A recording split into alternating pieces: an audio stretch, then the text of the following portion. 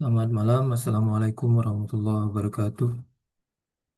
Pada kesempatan ini kita akan membahas sebuah konsep yang semakin sering muncul dalam diskusi teknologi dan pembangunan modern, yaitu Society 5.0.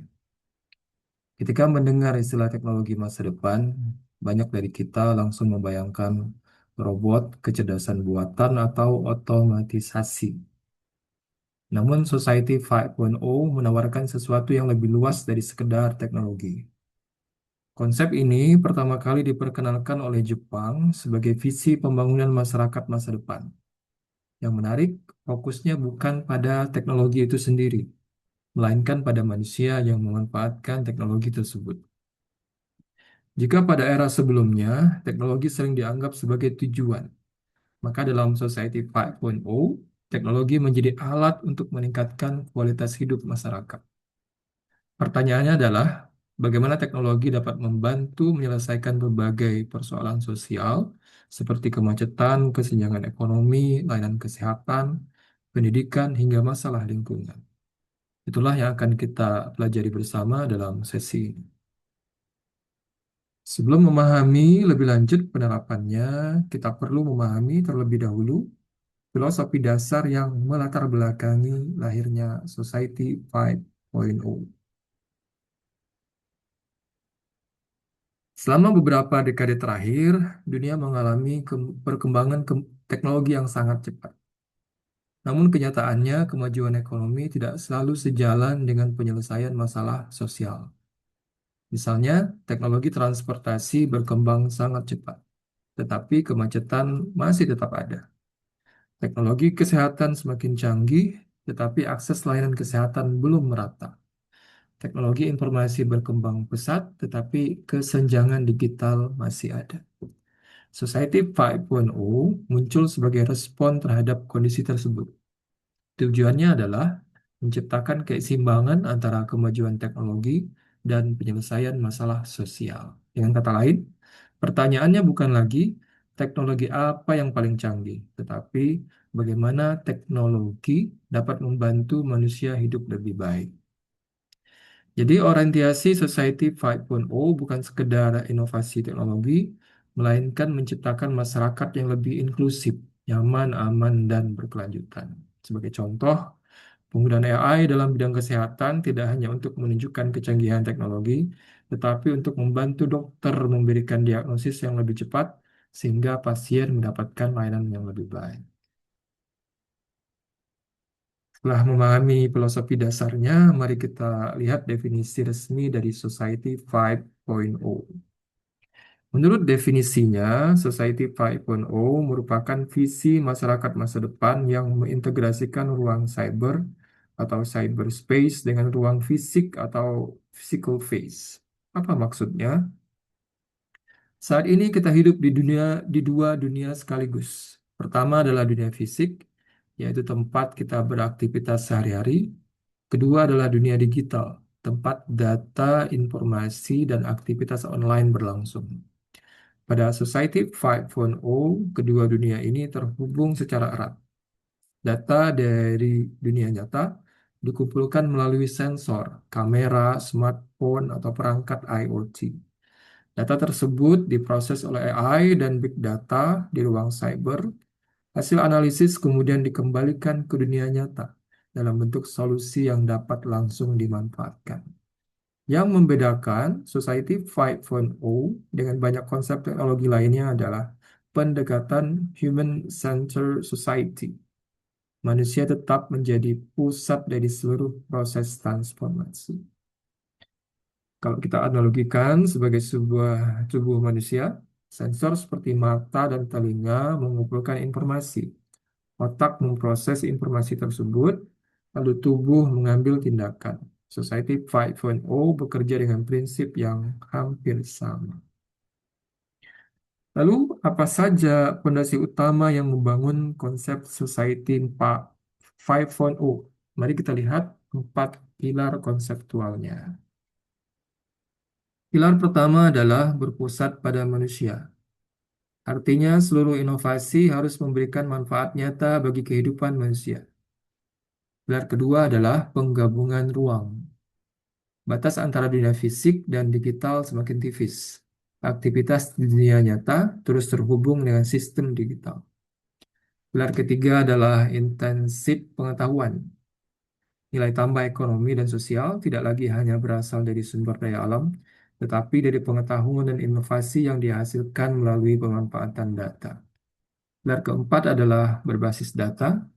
Data menjadi bahan bakar utama dalam pengambilan keputusan dan penciptaan inovasi. Jika kita perhatikan keempat pilar ini, mereka saling terkait. Data menghasilkan pengetahuan, pengetahuan menghasilkan solusi, dan solusi digunakan untuk meningkatkan kesejahteraan manusia. Setelah memahami pilar-pilarnya, pertanyaan berikutnya adalah bagaimana sistem Society 5.0 bekerja dalam praktiknya. Pada slide ini kita akan melihat mekanisme kerja Society 5.0. Prosesnya terdiri dari tiga tahap utama. Tahap pertama adalah pengumpulan data. Sensor IoT yang berada di lingkungan fisik mengumpulkan berbagai informasi secara otomatis. Tahap kedua adalah pemrosesan. Data dikirim ke ruang cyber untuk dianalisis menggunakan AI dan big data. Tahap ketiga adalah umpan balik. Hasil analisis dikirim kembali ke dunia nyata dalam bentuk tindakan atau rekomendasi. Yang menarik, proses ini berlangsung terus-menerus dalam bentuk siklus. Karena itulah disebut sebagai siklus sirkular data.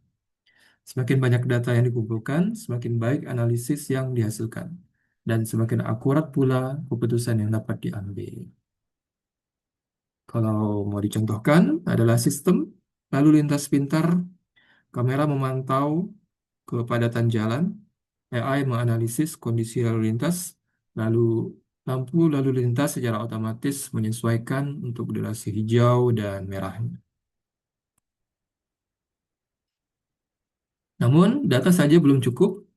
Data harus diubah menjadi sesuatu yang lebih bermakna agar dapat digunakan untuk mengambil keputusan. Nah, seringkali kita menganggap data dan informasi adalah hal yang sama, padahal keduanya berbeda. Data adalah fakta mentah, misalnya angka jumlah penduduk, suhu udara, atau transaksi harian. Ketika data tersebut diproses sehingga memiliki konteks dan makna, maka lahirlah informasi. Contohnya, graf pertumbuhan penduduk dari tahun ke tahun. Selanjutnya, ketika informasi dianalisis dan dikaitkan dengan pengalaman, teori, atau praktik terbaik, maka terbentuklah pengetahuan. Pengetahuan inilah yang digunakan untuk mengambil keputusan yang lebih bijaksana.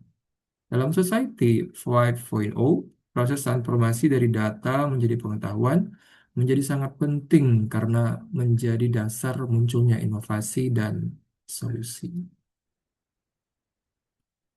Setelah pengetahuan dihasilkan, bagaimana pengetahuan tersebut digunakan untuk menggerakkan dunia nyata? Ada dua jalur utama yang digunakan. Jalur pertama adalah mediasi manusia. Dalam jalur ini, data diolah menjadi dashboard, grafik, atau visualisasi yang membantu para pengambil keputusan. Manusia tetap menjadi pihak yang menentukan tindakan akhir. Jalur kedua adalah otomatisasi penuh. Dalam skenario ini, AI tidak hanya menganalisis data, tetapi juga langsung memberikan instruksi kepada sistem fisik. Contohnya kendaraan otonom atau sistem industri otomatis. Kedua jalur ini akan berjalan berdampingan sesuai kebutuhan dan tingkat risiko keputusan yang diambil. Jika menyangkut kebijakan publik yang berdampak luas, manusia biasanya tetap menjadi pengambil keputusan utama. Namun untuk mengatur suhu ruangan pintar, sistem otomatis sudah cukup. Selanjutnya kita akan melihat bagaimana Society 5.0 digunakan untuk menyelesaikan berbagai dilema sosial yang kompleks. Disebut sebagai konsep habitat innovation yang menekankan bahwa teknologi harus digunakan untuk menyelesaikan masalah sosial yang kompleks. Seringkali persoalan sosial itu saling bertentangan. Misalnya, Kita ingin pertumbuhan ekonomi yang tinggi, tetapi juga ingin menjaga lingkungan. Kita ingin layanan publik yang cepat, tapi juga ingin biaya yang efisien. Society 5.0 mencoba menjembatani dilema tersebut melalui integrasi data dan kolaborasi lintas sektor. Data dari berbagai instansi yang sebelumnya terpisah dapat dihubungkan sehingga menghasilkan layanan yang lebih adaptif dan inklusif. Dengan demikian, kebijakan yang dihasilkan menjadi lebih transparan. Contohnya adalah Smart City, data transportasi, kesehatan, lingkungan, dan keamanan diintegrasikan untuk membantu pemerintah mengambil keputusan yang lebih efektif. Untuk memahami posisi Society 5.0 secara lebih jelas, mari kita bandingkan dengan konsep yang lebih dulu populer yaitu Industri 4.0. Dan ini merupakan slide terakhir. Industri 4.0 berkembang di Jerman berfokus pada transformasi sektor manufaktur melalui konsep Smart Factory. Target utamanya adalah meningkatkan efisiensi, produktivitas, dan daya saing industri. Sementara itu, Society 5.0 yang dikembangkan Jepang memiliki cakupan yang jauh lebih luas, bukan hanya industri, tetapi seluruh aspek kehidupan masyarakat. Jika industri 4.0 bertanya bagaimana membuat mesin bekerja lebih efisien, maka Society 5.0 bertanya bagaimana teknologi dapat membuat kehidupan manusia menjadi lebih baik. Karena itu, manusia menjadi subjek utama dalam Society 5.0. Teknologi tetap penting, tetapi posisinya adalah sebagai alat untuk mencapai kesejahteraan sosial. Maka dari seluruh pembahasan pada kali ini, kita dapat melihat bahwa Society 5.0 bukan sekedar tentang kecanggihan teknologi, melainkan tentang bagaimana teknologi digunakan untuk menciptakan kehidupan yang lebih manusiawi, inklusif, dan berkelanjutan. Sebagai mahasiswa, tantangan Anda bukan hanya mampu menggunakan teknologi, tetapi juga memastikan bahwa teknologi tersebut memberikan manfaat bagi masyarakat secara luas. Demikian pembahasan dari saya untuk pertemuan kali ini. Selanjutnya, teman-teman dapat mengisi forum diskusi dan kuis. Lalu ada juga modul yang harus dibaca secara tuntas. Apa yang menjadi pembahasan pada kali ini, teman-teman dapat pahami lebih lanjut ya dengan membaca modulnya. Sekian dari saya, terima kasih. Wassalamualaikum warahmatullahi wabarakatuh.